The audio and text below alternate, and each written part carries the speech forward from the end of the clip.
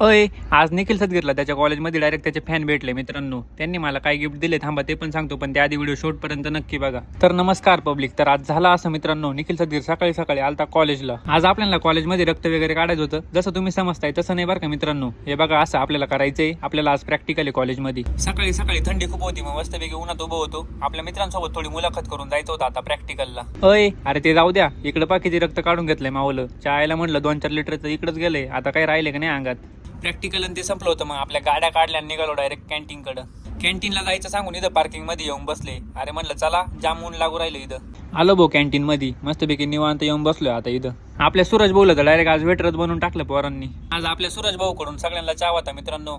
किती ऊन असलं तरी फुकटचा म्हणले प्यायलाच लागल. फुकटचा चहा काही परवडला नाही मित्रांनो. एवढ्या कडक उन्हात पार अंगातून घाम निघालाय चहाचा. येतं मस्तपैकी पार्किंग मध्ये येऊन बसले. यांना काही वाईना, मी तर पार घामाने वल्लावत आलोय. चहा पिऊन मस्तपैकी वर्गात येऊन बसलो होतो लेक्चर ऐकत. चहा प्यायला तरी झोप येऊ राहिली मित्रांनो इथं लेक्चर मध्ये. तुम्हाला काय माहित असेल औषध एखाद्याचं सांगा कमेंट करून झोप न येण्यासाठी. आणि हा, निखिल सदगीरचे फॅन दुसरं कोण नाही मित्रांनो, आपले दोस्त होते आणि खरंच बाकीचे फॅन होते. त्यांनी आपल्याला दुसरं काही नाही तर डिस्क्रिप्शन बॉक्स गिफ्ट दिलं मित्रांनो. अरे म्हणलं काय, कॉलेज सुटलं होतं मग निघालोय मित्रांनो आता घरी.